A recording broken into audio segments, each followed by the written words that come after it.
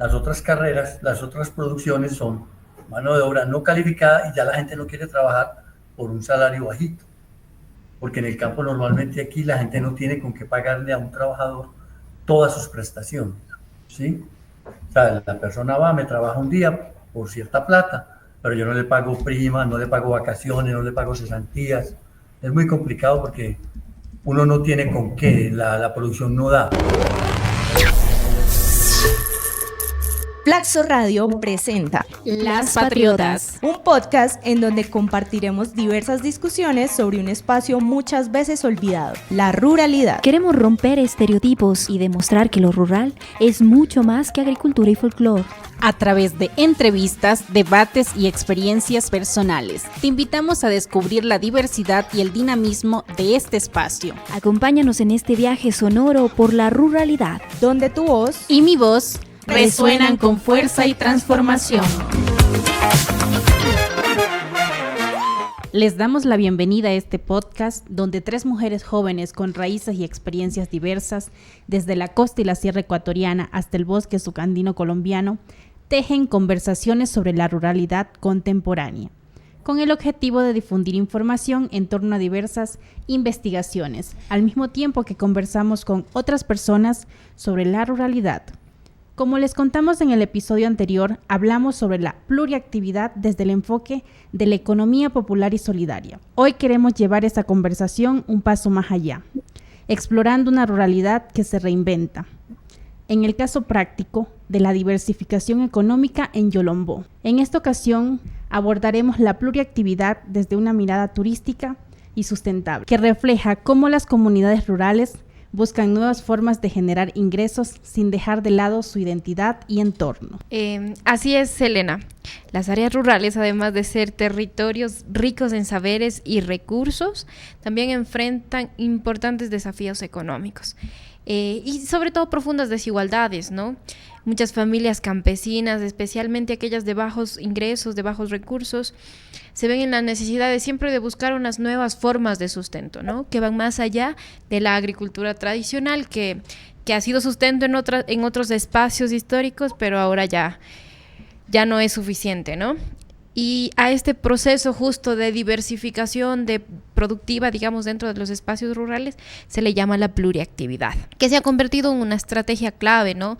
Para diversificar los ingresos de estas personas y sobre todo para fortalecer la resiliencia de las comunidades rurales. También estoy contigo de acuerdo, Karen. Pero más allá de hablar de la teoría, es importante entender cómo se vive en la práctica.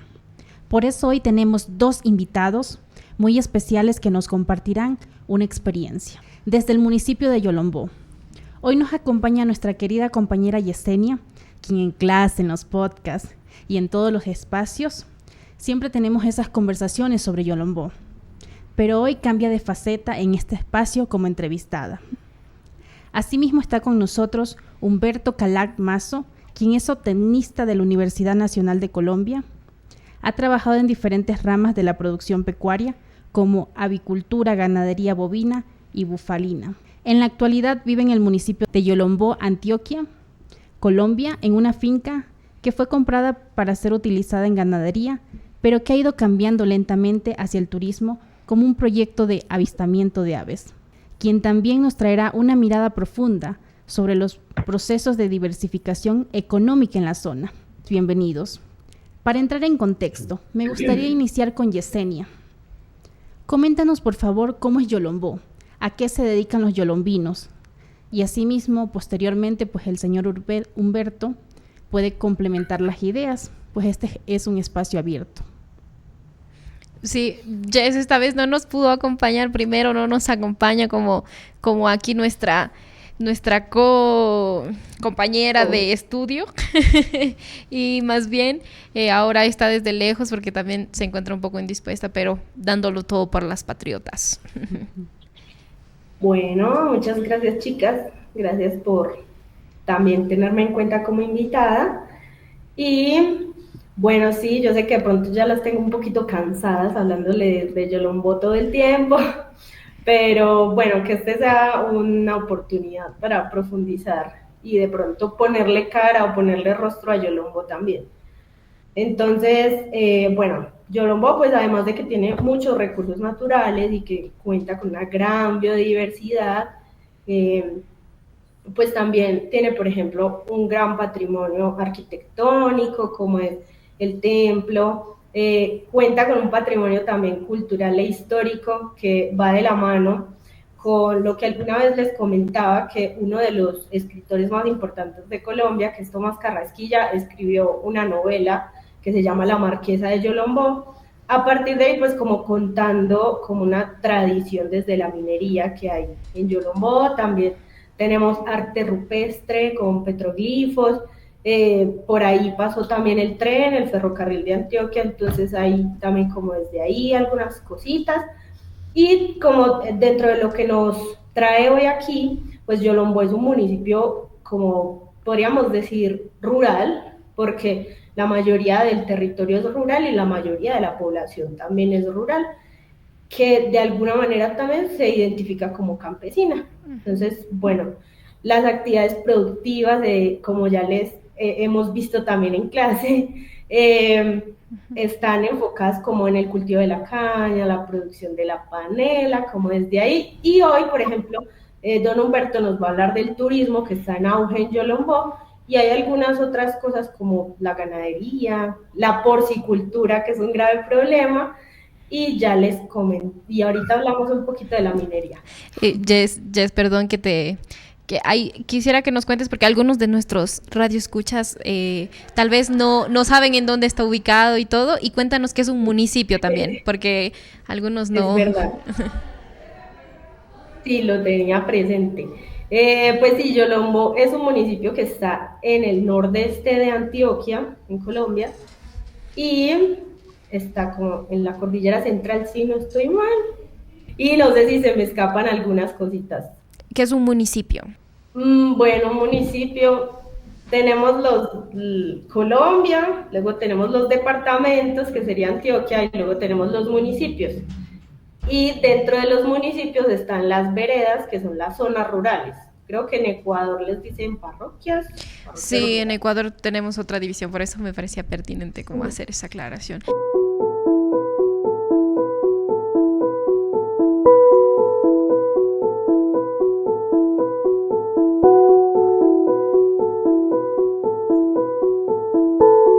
Don Humberto, ¿qué nos cuenta usted de Yolombó? Cuéntenos desde su perspectiva de una persona que llegó a vivir desde fuera. Bueno, mire, yo llegué a Yolombó sin conocerlo.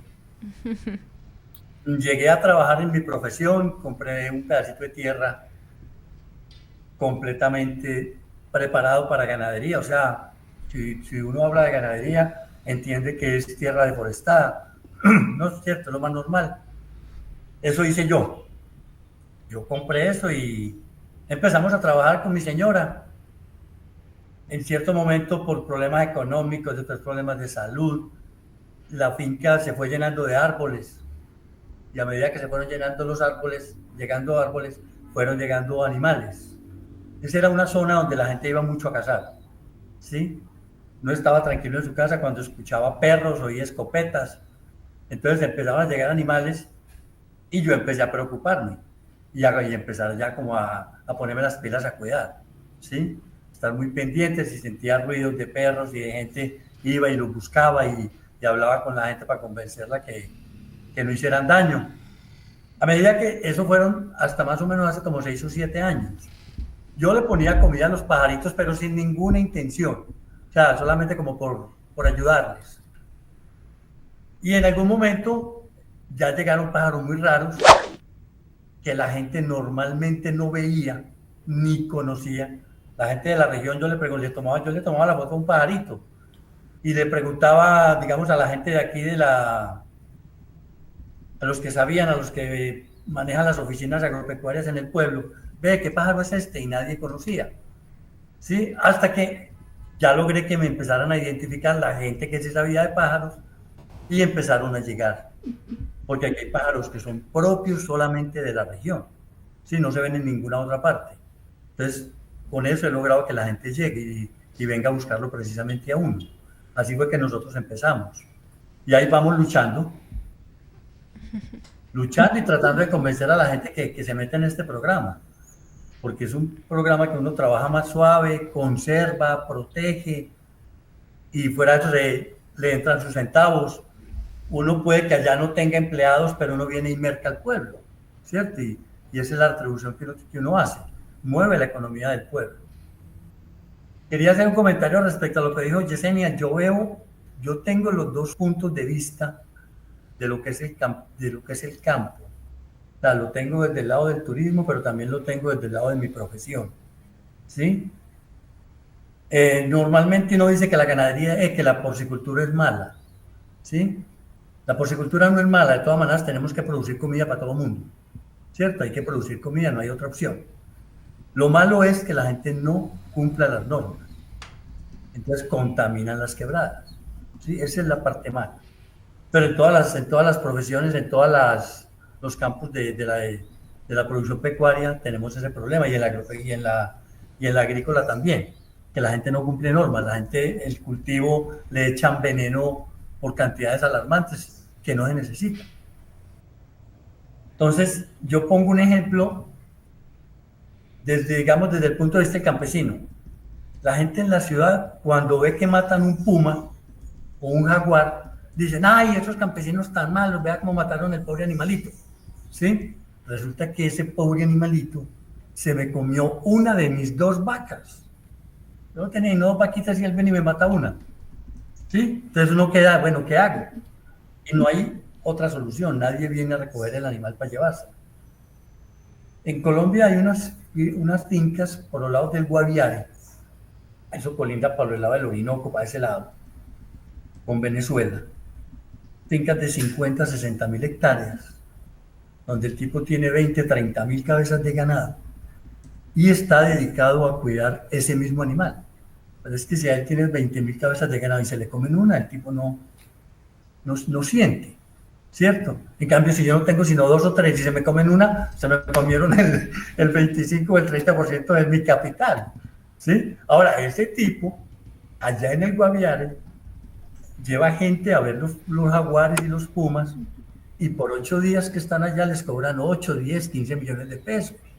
Depende de dónde venga la persona. Entonces son cosas diferentes. Lo mismo es, yo trabajé en avicultura y uno de los animales, yo no sé cómo llamarán allá la zarigüeya, ¿sí? No sé cómo la llamarán. Creo que pero sí. Pues zarigüeya yo la conozco. Igual. Sí, Ajá. zarigüeya. Se alimenta de gallinas. Cuando uno trabajó en avicultura, la zarigüeya llegaba a comer gallinas y la zarigüeya se tenía que morir, porque todas las noches llegaba a comerse 1 o 2 gallinas, ¿cierto? Entonces tengo las 2 perspectivas. Veo que el campesino también se tiene que proteger.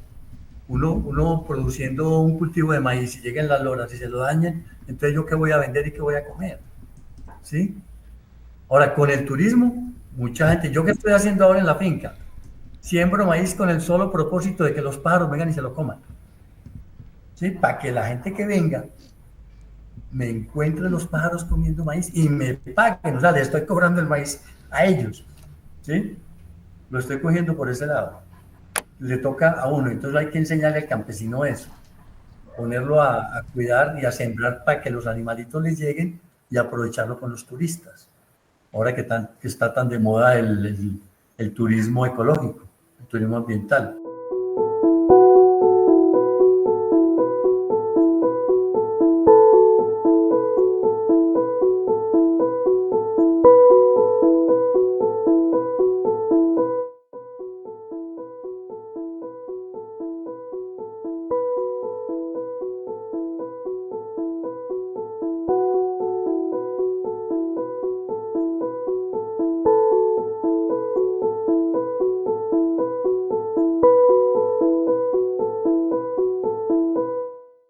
Muchas gracias, Yesenia, muchas gracias, don Humberto. Es interesante entender desde este aspecto, ¿no? Desde ambos puntos de vista o enfoques, tanto productivo como conservacionista, y también sobre estas estrategias para mantener la seguridad alimentaria, pero también para conservar y preservar la naturaleza.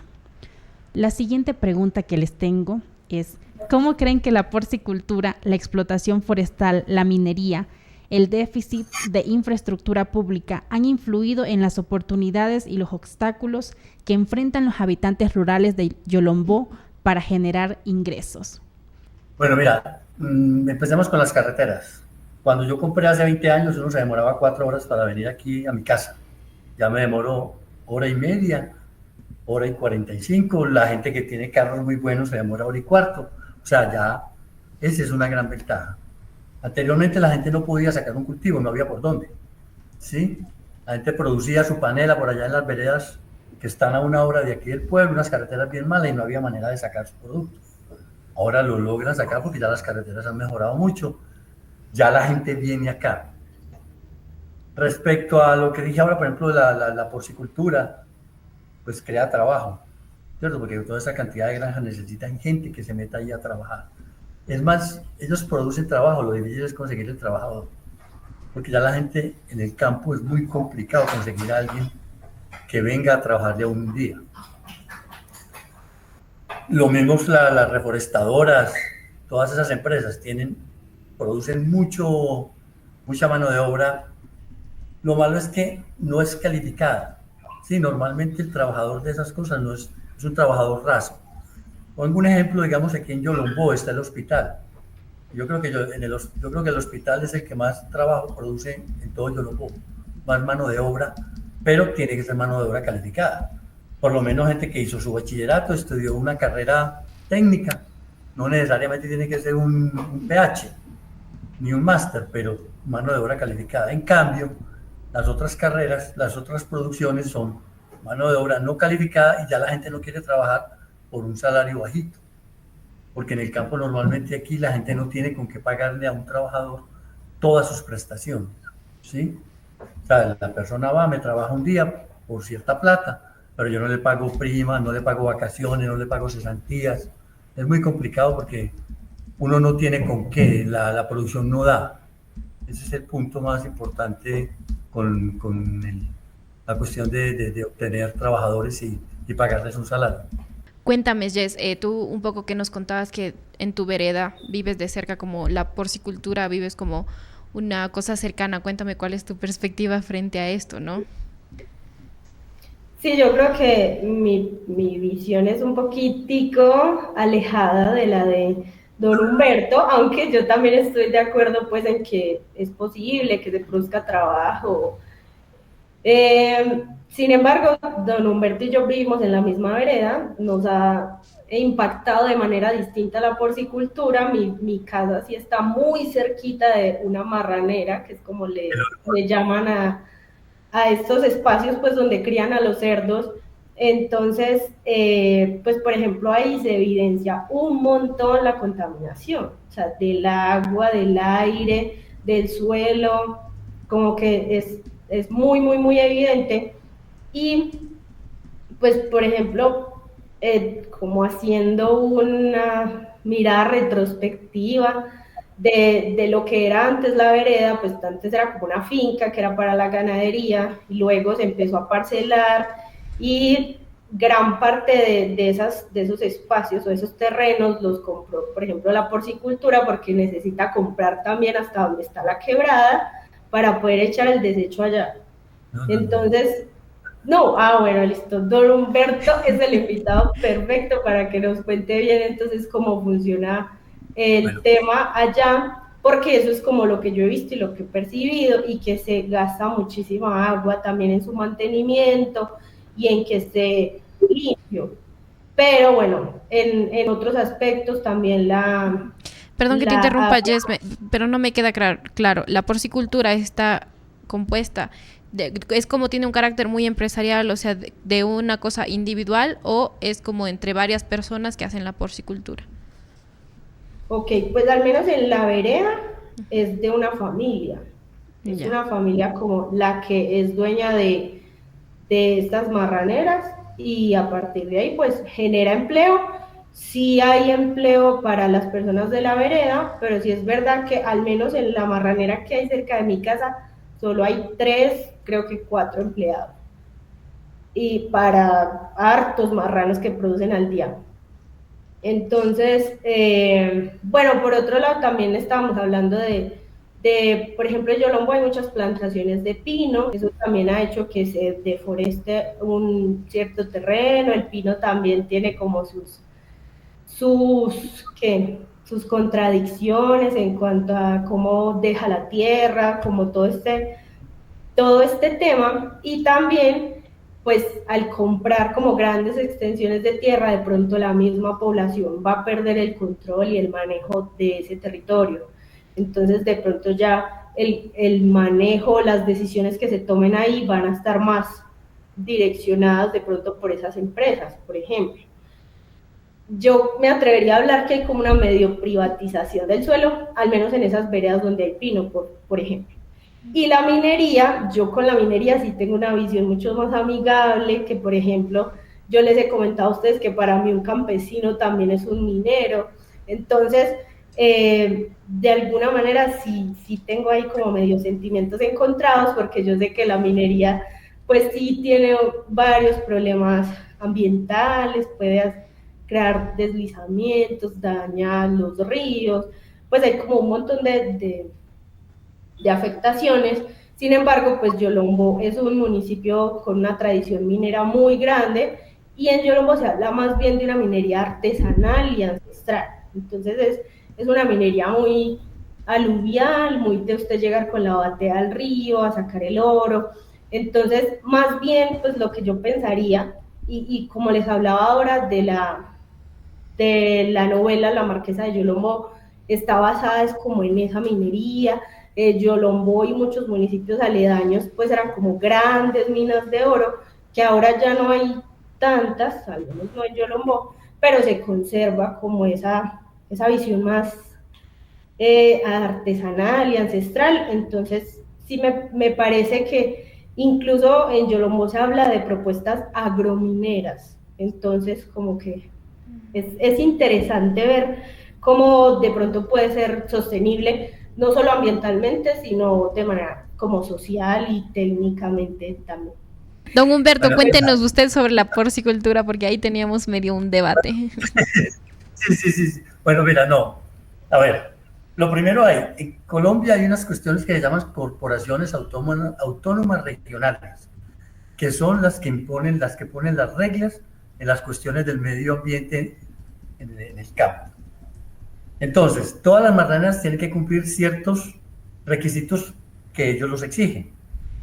Uno de los requisitos principales es, por ejemplo, que ellos no pueden tirar. A ver, ¿cómo funciona una marranera? Ellas, digamos la de Yolombo, son empresas grandes, puede que sean manejadas por una familia, pero son empresas legalmente constituidas con todas las de la ley. Entonces, ellos tienen 2.000, 3.000 marranos, no sé cuántos, pero tienen cantidades altas. Eso produce una cantidad de excrementos impresionantes y de orines. Pero ellos eso lo recogen, normalmente lo recogen en unos tanques grandísimos, ¿sí? Ahí lo echan durante 2 o 3 días y lo van rellenando, lo van completando con agua. A medida que lo completan con agua, después lo licúan, lo baten y le ponen una motobomba para regar los potreros. Las tierras de Yolombo son tierras muy infértiles, tierras de mala calidad para el cultivo. Por eso no se siembra sino caña. Normalmente aquí nadie siembra hortalizas. El que siembra hortalizas le sale costoso porque tiene que abonar mucho. Entonces, con el estiércol del marrano, lo mismo para la ganadería. Los pastos eran pastos muy malos, pero con el estiércol del ganado, esas tierras se ponen muy productivas, ¿sí? Lo malo es que la gente de las marraneras no tienen el cuidado de regar en ciertos momentos. Por decir algo, la corporación regional de por acá se llama Corantioquia. Ellos, tienen una ley en la que dice que uno no puede regar el estiércol de los marranos cuando está lloviendo, ¿sí? Entonces, pero las marraneras aprovechan muchas veces cuando está lloviendo para regar el estiércol. ¿Por qué? Porque pueden regar más y la misma lluvia hace que el estiércol se riegue, ¿sí? Les ayuda. Entonces, pero eso, mucha parte de ese estiércol llega a las quebradas. Por eso digo yo, el tipo no cumple las leyes. Ahora que están haciendo muchas marraneras, están colocando biodigestores. Un biodigestor es un tubo plástico grandísimo, no sé si los conocen. Sí, sí, Ya en sí, la sí. marranera recogen el abono, el estiércol del cerdo, van y lo recogen con una pala, lo echan en una carreta y van y lo meten al biodigestor, ¿sí? Ya no quedan sino los orines y un poquito, muy poquito del estiércol. Entonces ya es menos lo que ellos van a regar.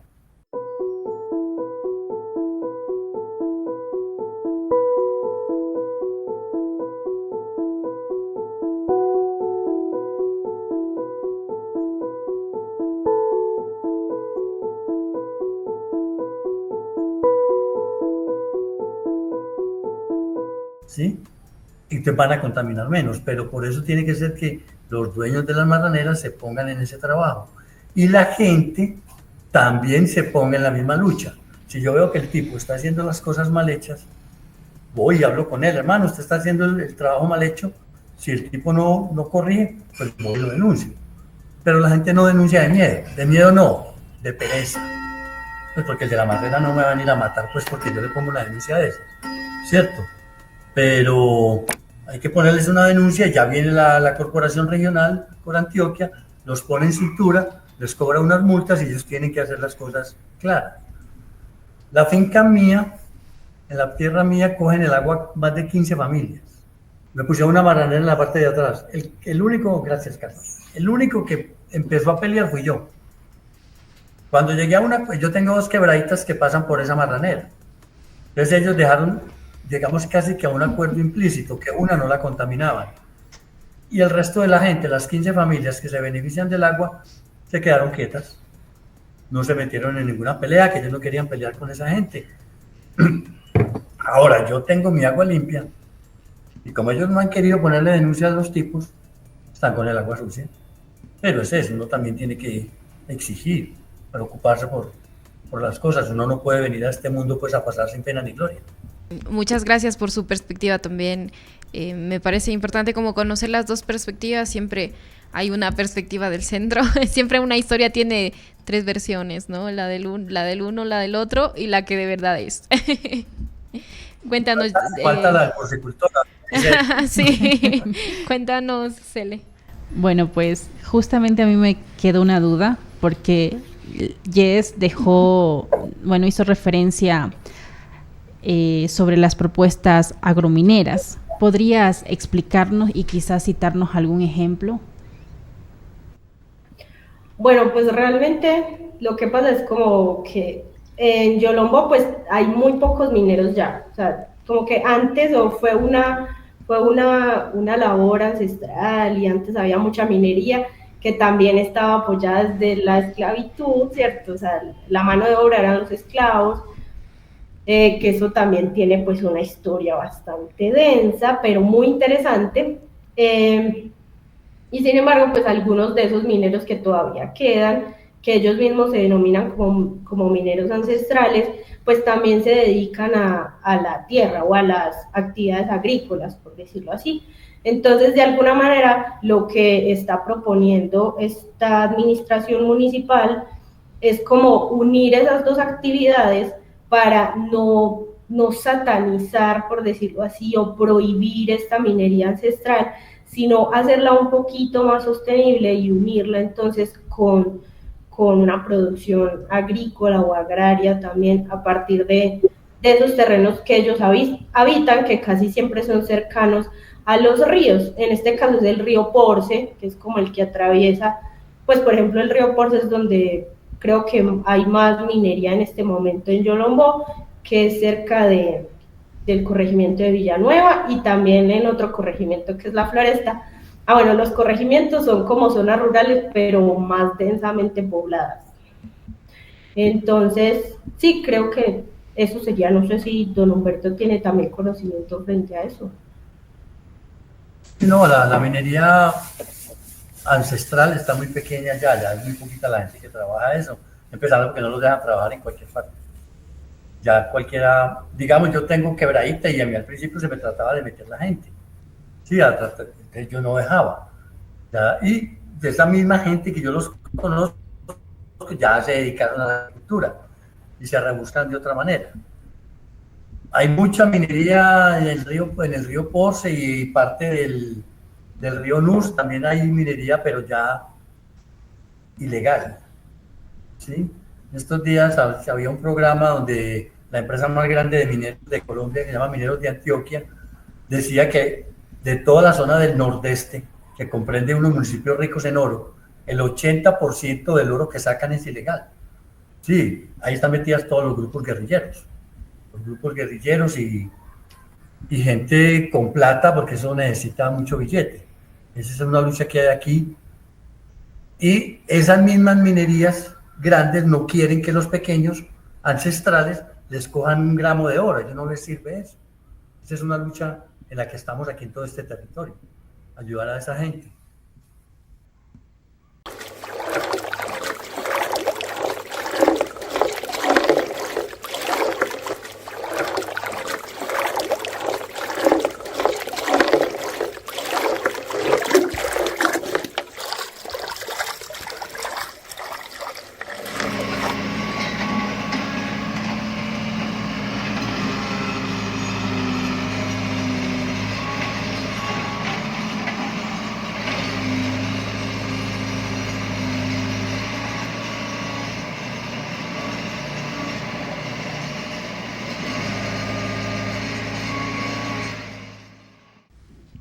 Qué interesante lo que nos comentan, cómo estas prácticas pues contribuyen a esta pluriactividad, ¿no? De la búsqueda de mayores ingresos de las zonas rurales. Ahora me gustaría como ya centrarme también como en la expertise de don Humberto, ¿no? Como el aviturismo, ¿no? Cuénteme un poco cómo se está dando esto en Yolombó, qué beneficios está trayendo para la comunidad y cómo esto logra distanciarse también de actividades agropecuarias, ¿no? Que eran tradicionales, que usted dice, la ganadería también que la tenía antes. Bueno, mire, a ver, Colombia es el país con más variedad de aves. Tenemos casi un poquitico menos de 2.000 especies de pájaros, ¿sí? Yolombó debe tener alrededor de unas 450 más o menos, porque Yolombó es un municipio muy extenso y tiene varios climas. Poniéndonos en la finca mía, yo todavía tengo parte en potreros. O sea, yo la reforestación que se ha hecho en la finca ha sido reforestación natural, que quiere decir que yo he dejado que los árboles nazcan el que le dé la gana.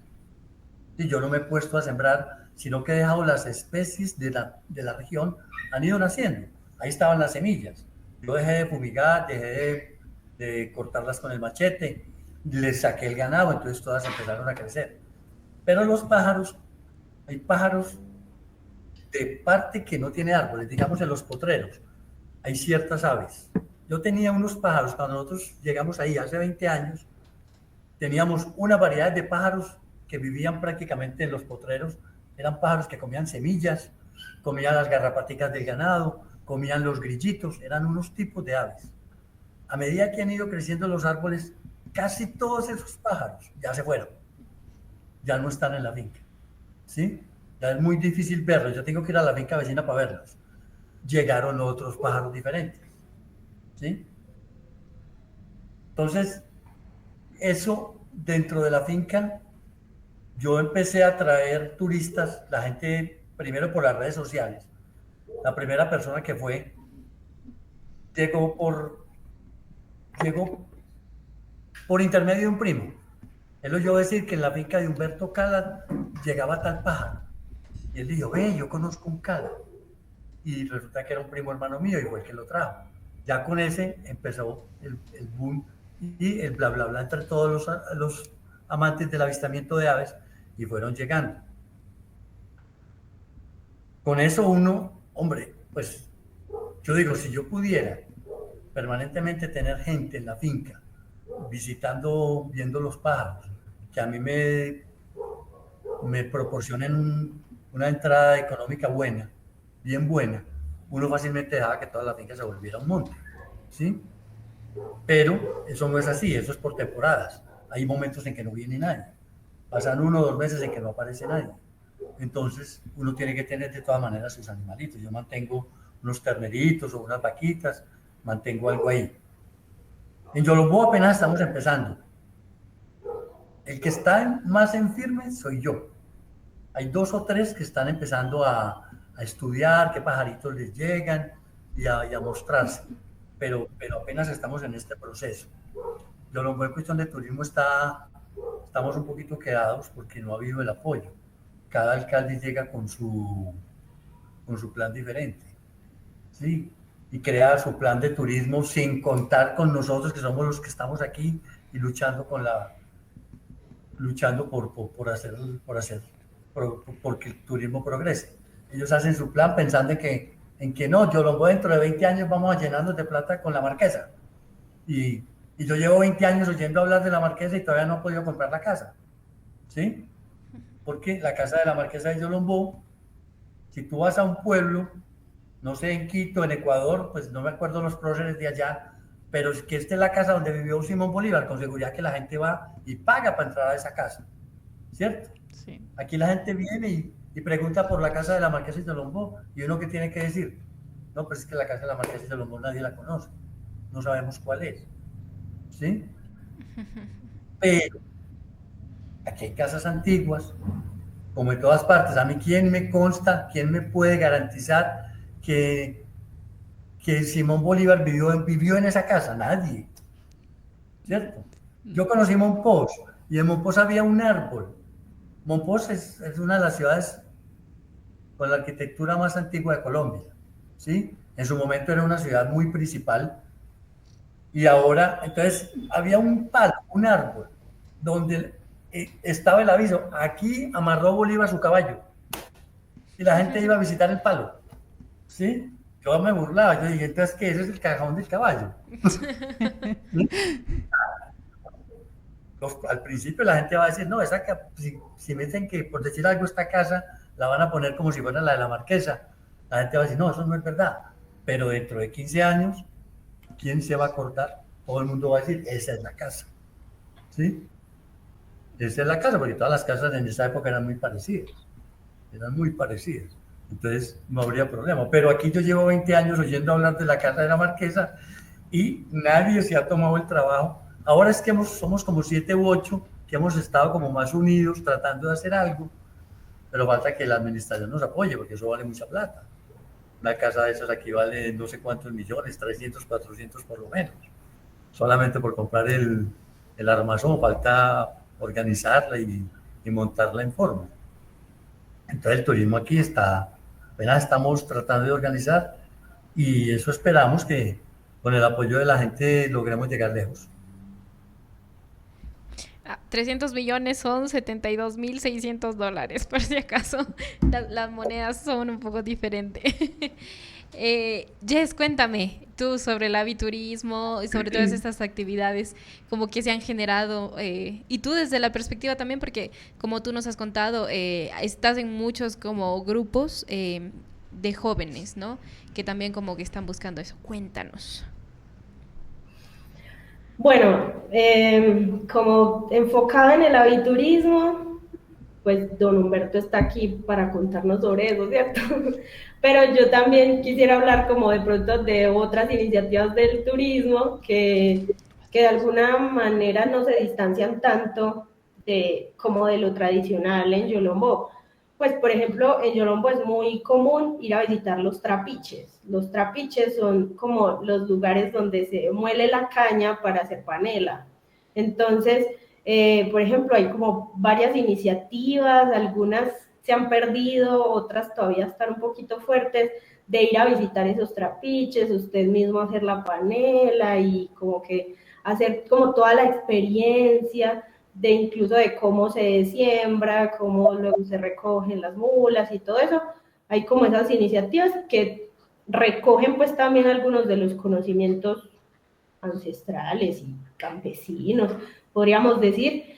También hay unas iniciativas muy lindas de fincas cafeteras que también hacen como todo el recorrido, de ver cómo se produce el café y que es café pues de Yolombó. Y ay, no lo escuché. Llegue ese café. Esperemos que llegue ese café para acá también. Ahora sí. Y bueno, siguiendo con el tema, no mentiras, yo ya les he traído, ¿qué tal? Desagradecida. Pero pues un poquito, eso avanza para unas cuantas tazas de café, pero uno toma café diario. Pero ya sé que hay que traerles más. Eh, bueno, y pues hay como otras iniciativas, pues por ejemplo, en compañía de un colectivo que intentamos crear, que se llama Colectivo Cuica, pero más bien junto con mi pareja, yo he estado también haciendo algunas iniciativas en cuanto a ese patrimonio natural y cultural. Eh, Hicimos un proyecto, por ejemplo, enfocado en la recuperación de los petroglifos. No sé si sabemos qué son los petroglifos, son como unas arte, unas marcas que hay en las piedras, ¿cierto? Que tenemos conocimiento, pues, que fueron hechas por los indígenas tamíes, que fueron los que habitaron el territorio de Yolombó, o que al menos, pues, se sospecha que fueron hechas por ellos, y no se han estudiado mucho, entonces como que quisimos hacer réplicas de los petroglifos para fomentar el turismo, y como que las personas del mismo municipio lo reconozcan. Y también tenemos un proyecto por ahí en pare, pero que queremos que vaya andando, que es, por ejemplo, el rescate de un camino colonial que hay. Entonces, no sé si me equivoco con el nombre del camino, pero es un camino pues como por el que era muy importante y transitaban muchas personas que iban hasta el río Magdalena, que es pues como uno de los ríos más importantes de Colombia, es el río más importante de Colombia. Entonces, sí, como algunas de esas iniciativas, sobre todo nosotros lo que hemos intentado hacer es como involucrar a las infancias y las juventudes en estas iniciativas. Y, y pues desde la mesa de turismo, que es como un ente que se ha organizado ahí, pues sí se ha trabajado mucho como desde los locales, desde ahí, desde el reconocimiento de estos espacios, y de hacer como actividades complementarias al agro, que de alguna manera yo sí quisiera dejar como eso, como que para mí el turismo tiene que ser complementario, no tiene que ser como lo más llamativo de Yolombó, pues porque precisamente Yolombó es un municipio que produce, como desde el agro, de producción agrícola y de un reconocimiento de la vida campesina. Entonces, no sé, solamente quería como dejar esa idea también. Cuéntenos, don Humberto, ¿qué son las mesas de turismo? La mesa de turismo aquí en Colombia es en cada municipio, digamos, todos los que participamos en este proyecto de promover el turismo, de crear turismo, nos reunimos y nos organizamos, ¿sí? Con eso el municipio apoya un poco, la Cámara de Comercio apoyan, la gobernación nos apoya, ¿sí? Entonces nos reunimos los que estamos interesados en promover que venga gente. Lo que pasa es que no es fácil poner a la gente, porque digamos, los hoteleros de estos pueblos, la mayoría son felices con que el fin de semana se les llene el hotel, pero es que se les llena del campesino, ¿sí? Que viene al pueblo, hace sus vueltas, se queda hasta el lunes para ir al hospital. A ellos no les importa, ellos el resto no hacen absolutamente nada por ayudar. Entonces la mesa de turismo se trata de eso, de incentivar a la gente, animar a la gente, los restaurantes, los hoteles, todos los sitios que tengan algo. Digamos, el avistamiento de aves es una cosa muy específica, es un turismo muy especializado, ¿sí? En cambio, la gente sale a conocer paisajes, es diferente, ¿cierto? La gente va a lo que dijo Yesenia con los trapiches. Yolombó tiene 80 veredas, cada vereda por lo menos tiene un trapiche, y hay veredas que tienen hasta 4 y 5, o sea, podemos hablar de 150 trapiches por lo menos, y son proyectos que a la gente de la ciudad les gusta, porque la gente en la ciudad no sabe cómo producen la panela, ¿cierto? No sabe, no tiene ni idea. Como dice, la gente va al supermercado, compra, pero no sabe cómo hicieron eso. Entonces vienen acá o a las partes del café a ver cómo es todo el proceso. Y la mesa de turismo se trata de reunirnos a todos para, de manera articulada, traer gente, promover el pueblo, que vengan a mi sitio, que vayan al Trapiche, que vayan a la finca cafetera, que vayan al hotel tal, que vayan a tal parte donde hay peces. Sí, hay muchas cosas para hacer, entonces de eso se trata, que la mesa nos organice. Apoyados, como digo, por la Cámara de Comercio. Uno de los problemas es que la gente no se legaliza, ¿sí? Ese es uno de los problemas que le falta para que digamos, el municipio o el departamento, la gobernación nos apoye y nos ayude con dineros. Es que la gente no se formaliza, la gente sigue siendo... Cuando hablo de formalizar, es que no crean una empresa con todos los estatutos, ¿sí? En Colombia, para el que hace turismo necesita tener un registro nacional de turismo y necesita tener un certificado de Cámara de Comercio.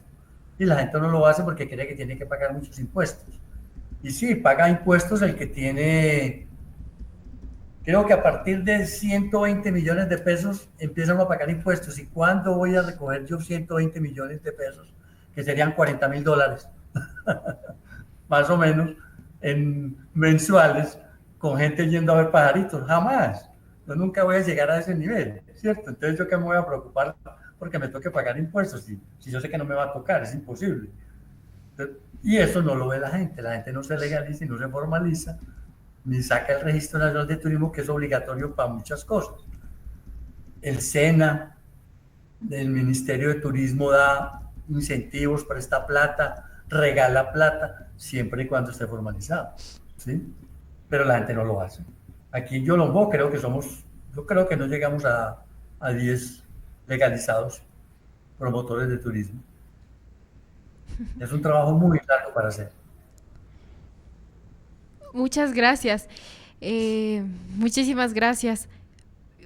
No me di cuenta que ya se nos había ido el tiempo. Está bastante interesante hablar de Yolombó. Pero bueno, la Cele tenía algunas cosas, algunos comentarios. Cuéntanos. Más que nada como que hacer una retroalimentación de lo que nos han mencionado con estas últimas preguntas.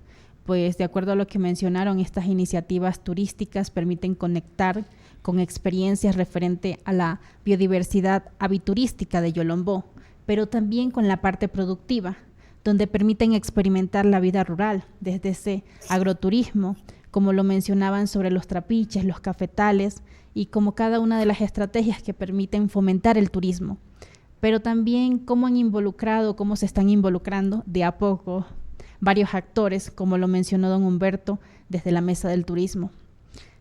Me gustaría, para cerrar, que nos compartan un mensaje final. ¿Qué acciones considera que se deberían implementar en Yolombó en torno a la diversificación de estas actividades productivas para generar un desarrollo sostenible e inclusivo? Adelante, don Humberto. Bueno, mira, yo creo lo principal es el problema que tenemos aquí, me imagino que en la mayoría de los sitios y de las ciudades, es que cada gobernante llega con un plan de trabajo diferente y arranca de cero, ¿sí? Aquí yo llevo varios años trabajando con esto del turismo y estuvimos con EPM, por ejemplo. EPM son las Empresas Públicas de Medellín, que es la empresa, creo que la segunda empresa no pública, es público-privada, es entre los dos más grande de Colombia. Y Yolombó tiene un área de influencia de esa empresa porque tenemos varias represas generadoras de energía. Entonces, esta empresa aporta mucha plata para apoyar a los municipios en los que ellos tienen injerencia. Ellos nos patrocinaron durante 2 años gente especializada en turismo para hacer un plan de turismo de Yolombó. Trabajamos 2 años con ellos, todo perfecto. Eso fue durante la alcaldía anterior. Se terminó el proyecto con EPM y llegó, digamos, la otra alcaldía y esta vuelve y arranca de cero. ¿Sí? Entonces no se ponen de acuerdo. Eso es lo que uno no ha podido hacer, que los gobernantes, no solamente a nivel municipal de Yolombó, ¿no? Eso sé que entiendo que es en prácticamente todas partes. En Antioquia, en Colombia, en todos los países pasa lo mismo. El gobernante llega y cambia de plan, ¿sí? En vez de seguir lo que ya traíamos. En estos días hablamos con el coordinador de turismo de Yolombó y nos pedía, ¿no?, que estaba haciendo el inventario de turismo, se gastaba un tiempo haciéndolo. Nosotros, pero si eso ya está hecho, búsquelo en la administración anterior, que ahí está, y verá que nos ahorramos todo ese trabajo. Pero quieren hacer las cosas cada quien por su lado, trabajando independiente, y necesitamos que ellos hagan un plan donde todos aportemos y nos lleven a todos juntos en el mismo camino durante varios periodos. No solamente que cada uno haga su trabajito por aparte. Es articularnos en un proyecto a 10, 15, 20 años. Se supone que ahora hicieron un plan a 10 años. Ojalá funcione. Vamos a ver a dónde lo llevamos. Hola Jess, ahora cuéntanos tú. Bueno, retomando un poquito lo que nos decía don Humberto, es, por ejemplo, ese ejercicio del que ya hemos hablado en muchos de los otros capítulos también, como un ejercicio de fortalecer esa articulación entre la gente, la administración municipal y las empresas. O sea, eso es como, creería yo, lo primero. Y ya, pues, ¿qué diría yo? Como en el tema ya del turismo como tal, pues sí creería que para que esto sea inclusivo y que de verdad fortalezca un desarrollo, pues se tiene que pensar en lo que también nos mencionaba don Humberto, que es como de esa normativa, o sea, que haya una normativa vigente, una normativa que nos ayude pues como al fortalecimiento de ese turismo y que la gente se acoja a esa normativa. Y a partir de ahí, pues también lo que les comentaba ahorita, me parece importante como entender el turismo más bien como una actividad complementaria a todas las otras actividades que hay en el territorio, no como la máxima actividad o la que genere más ingresos, pues porque precisamente tenemos que pensar es en una diversificación económica del territorio y no depender de una sola actividad, porque eso hace que, bueno, nos desarrollemos durante un tiempo, pero entonces luego si dejan de haber turistas o vuelve a ocurrir una pandemia o algo así, se va a estancar la economía, por decirlo así, pensando en el desarrollo como desde la economía. Pero también, pues hay que pensar el desarrollo desde las otras esferas, por decirlo así, que está, pues por ejemplo, cómo vamos a vincular a los jóvenes en ese turismo comunitario, o en el turismo que sea que estemos haciendo, cómo los vamos a vincular para que no se vayan de Yolombó y no se vayan de las áreas rurales, por ejemplo, y también que la misma comunidad haga turismo, que eso incluso lo hablábamos en la última mesa de turismo, cuando fui a Colombia estuve en la mesa de turismo, y hablábamos de que es necesario que la misma gente de Yolombó sea turista y conozca esos lugares, para que cuando llegue alguien de afuera sepa decirle, ay, sí, hay una finca muy buena donde ir a ver. Entonces, bueno, o también hay un trapiche que es encantador, la gente es muy amable, vayan allá. Entonces, como también que la misma comunidad sea turista y a partir de ahí, pues, hablar de las bondades del territorio y hacer ejercicios como este, que nosotras estamos hablando bien de Yolombó, entonces ya la gente va a decir, ay, ¿dónde será Yolombó? Vamos a ir a conocerlo. y ya, pues creería que es eso, como también dejar de pensar el desarrollo como algo económico y pensar más bien como un bienestar de la comunidad o del territorio. Me parece muy interesante justo, ¿no? Como recapitulando, ¿no? Como la integración primero de una continuidad en los procesos y la articulación también de los gobernantes con la población, ¿no? También esta recuperación del sentido de bienestar comunitario, las redes solidarias, la cooperación de la que hemos venido hablando.